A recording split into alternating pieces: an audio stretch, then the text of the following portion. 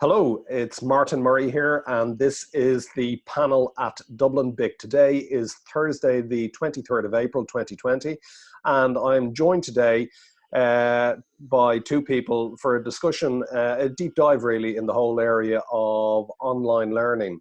And those people are Julian Douglas, the Managing Director of the CX Academy, and Julian Seymour, from Dublin BIC and the Halo Business Angel Network. Julians, you are both very welcome. Thank you very much. It's very unusual to have two Julians anywhere, let alone on one webinar. Exactly. I'm hoping it'll lead to lots of confusion as we go through this. Okay. Julian Douglas, if I could start with you, could you give us an introduction, please, to the CX Academy? Yeah, absolutely, Martin, and thanks for having me on. So I had set up entertainment.ie back in sort of the early 2000s, and I had recently sold out of that. And I was working as a consultant for other sort of digital transformational sort of programs. And I met Michael Killeen, who was running the CX company. And Michael, I'd known Michael sort of as a friend for many years. And he said to me, why don't you come in and have a look at what we're doing? We're finding this huge demand for customer experience education. We can only deliver it face-to-face at the moment. We don't have the capability to go online. And would you be able to see if you can deliver it online, and if you can bring our knowledge base and our skills and the skill set of CX online, because there's nobody else doing it right now. So I was, to be honest, Martin, I was a little skeptical originally about CX. I thought it's defined as a soft skill. And I was wondering, you know, is it possible to bring it to market? Is it possible to really get it into a really sort of defined sort of academic piece of program? So which is important for us. And we're from a sales background, from an entrepreneurial background, very much all about presentations and marketing and stuff like that. And that's exactly what I didn't want this to be. And funnily enough, working with Julian Seymour as well, who's here, he kind of drove that home to us, that this is a very different approach to what you guys have been used to doing. So I attended a few breakfast briefings of Michael's. I noticed the huge demand for knowledge in CX from C-suite, from very high level executives. And I thought, yeah, this is a great opportunity. So I went to see a friend of mine called Anthony Quigley, who some people will know started the Digital Marketing Institute. And we discussed it, and we discussed taking customer experience and the knowledge base and bringing it into an online educational forum. And we decided it was possible. And 2 years ago, we started out on that journey. So we're here today now, 2 years on, and it's starting to become a good success. Very good. So I do want to hear lots more about it, but just before we get on to that, I'm intrigued by the fact that I've worked in lots of organizations that, you know, had a huge need for customer experience, but for customer experience capability, but mostly I didn't see that translate into a formal customer experience education. There are lots of entrepreneurs out there now thinking about a training offering that could be brought online. What's the key criteria, would you say, to decide that, you know, this is something that is sufficiently substantial that, yes, it could be a thing, it could be a formal thing, and it's worth putting the effort in to build it and bring it online? Well, customer experience is a kind of bubbling up discipline, and it's been bubbling up for a couple of years in the States. It's becoming far more popular. Like Gartner have called it the fastest growing discipline in the world right now. So it is a fast growing business discipline, and with an awful lot of benefits for companies, like real tangible bottom line benefits for companies for profitability. One of the main things is, I think, in finding sort of suitable companies or suitable concepts or suitable disciplines, it needs to be up and coming. There's no good in my mind of taking something that has been around for years and years and a discipline that is not. Everybody is doing that. So you need to find a niche, and you need to find something that's new. And then you need to find the knowledge base. And then once you're confident with the knowledge base, and once you're confident that the practitioners you're working with understand their discipline really well. That gives me the confidence to be able to go, I can get it out of their heads and I can get it into a course, because that's not the easiest thing sometimes. And then the other aspect of it is it a hard enough science to actually teach online? Because sometimes when you're talking about skills, and certainly skills that people call soft skills, it's difficult to get hard learning outcomes out of those soft skills in order to be able to, number one, assess them, and number two, deliver real tangible learnings to people. Some things are, that they're not specific enough to do that. And that was one of my questions, to be honest, with customer experience. But having gone through the whole thing, having looked at it with everybody, we decided that yes, it was possible to do it. And it has proven that it is possible. It hadn't been done before, and now it's becoming successful. So, I'm quite proud of doing that and getting to that stage. But it's not easy to make that decision.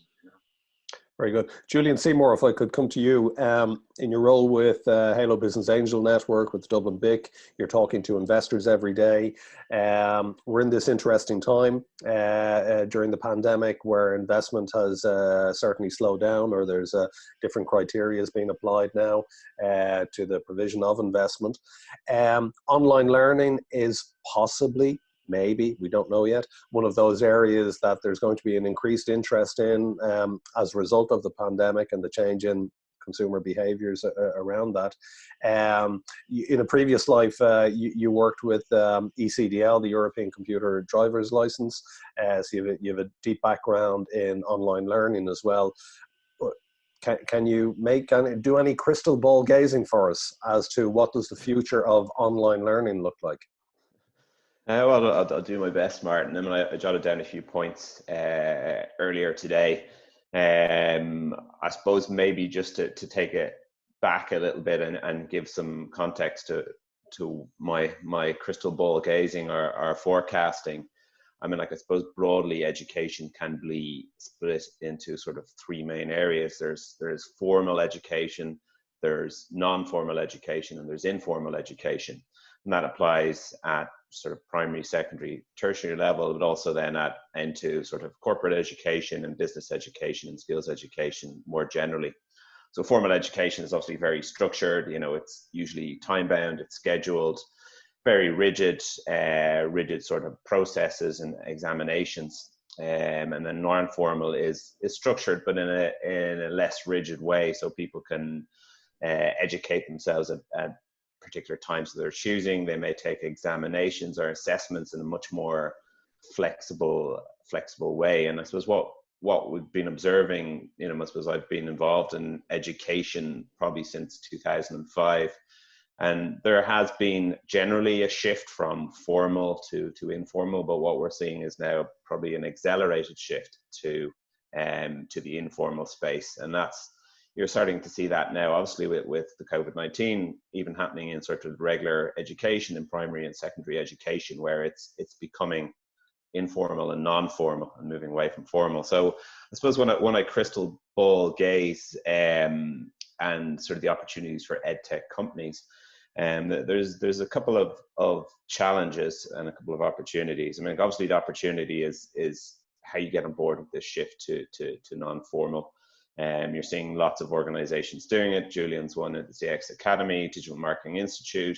They're being very proactive and they're reacting very quickly to the market at the moment, and putting out free trials or free teasers and getting people on board. Whereas you're seeing sort of more traditional institutions being pretty much kind of laggards in this space, despite the challenges that we're facing. So I think it is still a very competitive space, and that's the real challenge, is how do you differentiate yourself in terms of quality, and how do you acquire users in an online world, and part of that is obviously having certifications, having some sort of external validation or quality oversight board to your educational offering. But I think that there will always be a competitive downward pressure on price, and there'll also be challenges, obviously, from competitors who pertain to be offering the same. So the challenge is really in how you build a reputation around your educational brand, whatever it is. Very good, Julian. Thank you. Julian, Douglas, if I could throw some of those points back to you. How does CX Academy go about acquiring its customers, and what's the uniqueness about CX Academy? Sorry, just to pick up on one of Julian's points there.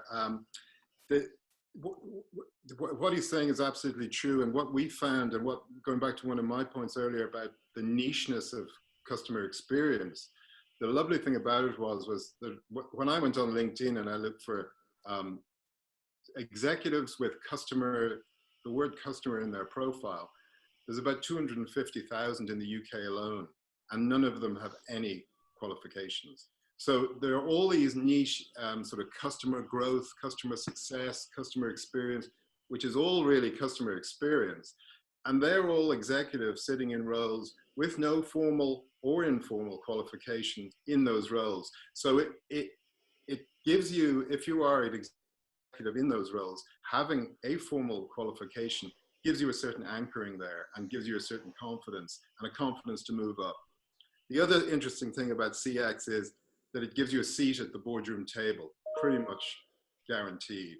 CX is all about breaking down silos, bringing people together and bringing departments together in order to really make the profitable side of the business greater. So that's what it's really all about. So it's important when you're discussing CX, you have to have leadership buy-in, and you have to get everybody sitting around the one table. And you're a pivotal role then within the company. So it really is a sort of, you know, it sort of means your own career advances as you learn CX and as you try and integrate CX excellence within your company. So it's that's really sort of some of the crucial things. Just to give you a quick, you know, sort of few minutes on CX and why I find it so interesting. The definition of CX that we provide in the CX Academy is how a customer feels after every interaction with a company or an organization. So the two words there that are crucial are feels and every. So feels is an emotional thing. So it's all about an emotional bond that you create with a company that can't be bought through advertising, and it's about delivering on that consistently. So it's very, very interesting. There's a lot of psychology involved. We talk about our own framework, which we deliver the courses around, which we call the emotional framework, which has elements such as drivers, such as trust, which is the most important emotional element with any relationship in the home or in business. If there's no trust there, there's nothing going to happen. Then you all through it through personalization, and not just sort of digital personalization like with Netflix or Amazon, really knowing your customer, really knowing Martin when he comes into my retail outlet, really knowing you and really being able to say, you know, how's the course going, how are the kids, you know, whatever. That's really important. All through areas like empathy, which is really, you know, that kind of cliche thing of walking in your customer's shoes, but it's so, so important. And then through expectations, and customer expectations are huge. We talk all the time about, you know, how they're growing constantly, how customer expectations are so important, because if you don't fulfill those expectations, you're going to disappoint the customer. And it's like something, you know, something as basic as, you know, a simple example would be with Ryanair and Aer Lingus. You know, if I told Julian Seymour he was going to go on a Ryanair flight tomorrow to London, and if I told you you were going on an Aer Lingus flight to Ryanair to London, you know, the expectations of what's going to happen on that flight and the lead up to that flight are very different from you both. Julian would feel if he got a smile of any type during the whole day from Ryanair that he'd be doing well. And your expectations are so much higher traveling with Aer Lingus. So it's very difficult for Aer Lingus, you know, to beat those. So it's an interesting concept. The higher you go up the CX sort of ladder and the better you get at delivering CX, in one way it becomes more difficult because your customer expectations are so much heightened. Very good. Julian Douglas, you had a big announcement very recently that CX Academy is partnering with Singapore-based Remark APAC in order to deliver your courseware into the Asian market. So this is very, very interesting for me working in enterprise support. Almost all of our clients in Dublin BIC are interested in exporting, and there's always a question about what's the best way to do that. Do you go direct? Do you go through distributors, through value-added resellers, partners, and so on? Can you tell me what was the kind of criteria that you brought to bear on this question, and why was this route the right route to go for CX Academy? Well, I don't know yet, Martin. What we have is we have two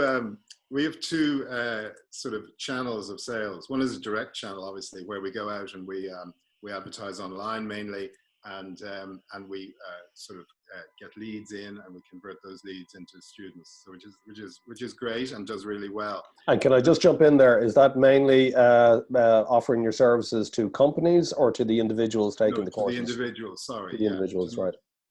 So it's a kind of an individual sitting in a company who maybe has a customer experience a role, will see the advertisement and go, look, actually, do you know what? I need a qualification in this area because I'm working in this area. So, built up our sort of enrollments and our graduates through that, and some really good, like I was saying to you earlier, ING Bank in the Netherlands and Global Bank, they've come in through that direct route, and that relationship with them has grown from the direct route. We have many, many other companies like Oracle, Salesforce, who have come in through that route and who are now graduates of ours and who are very good customers. But we also have a corporate sales side, and the corporate sales side is really down to really old-fashioned, going into companies and saying, this is our product, we would like to sell to you a number of licenses and a number of seats here. So it's not a direct sale, but it's more of a sort of old-fashioned corporate sale. And that has worked really well for us in the UK. It's worked really well for us here in Ireland as well. And we were approached by a guy who is Irish, but he lives in Singapore, and he's worked in Singapore for 20 years, and he's worked in Ogilvy. He's just resigned from Ogilvy actually after about 10 years. And he did one of our courses, and he loved it. And he thought to himself, I'm going to sell these courses out here. I'm going to see if there's an opportunity. So he is very, very well connected in Singapore. He's very well connected into sort of all the big five. He's connected into a lot of banks. FinTech is a big area for us, and Singapore is a huge hub for all of sort of Asia, Asia Pacific, Australia, New Zealand. There's a lot of buying goes through Singapore. So he said he would like to take on both our programs in Singapore. So we came to an arrangement with him, and he's now meeting direct with customers, sitting down with them, obviously online at the moment, and selling our courses on our behalf. So it's a process I'm not sure is going to 100% work yet, but we're looking to replicate that possibly in the Australian market as well, and in the American market as well, because it's a different type of sell to the online advertising and lead generation sell. And in that regard, Enterprise Ireland have been hugely helpful to us. So, we have an advisor called Pat Clune who has been very, very helpful in the EdTech space. That's his speciality now. And I can't speak more highly of him. He's just helped us so much, and he's introduced us now to somebody in the Australian market. So hopefully we'll get there with that as well. Very good. Gentlemen, I'm going to finish up there. If I could just summarize and say that there's been a lot of interesting points made there. Online learning, very possibly a huge growth area. Point made, the shift from formal to informal learning. If you can find that very large niche that hasn't been fully tapped yet, such as customer experience, then there's still huge opportunities there.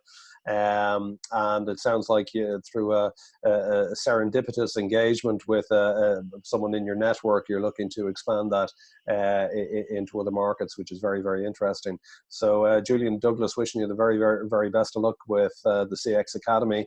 And Julian Seymour, thank you for joining us again on the panel at Dublin BIC. Thank you very much, Martin. Thanks for having me.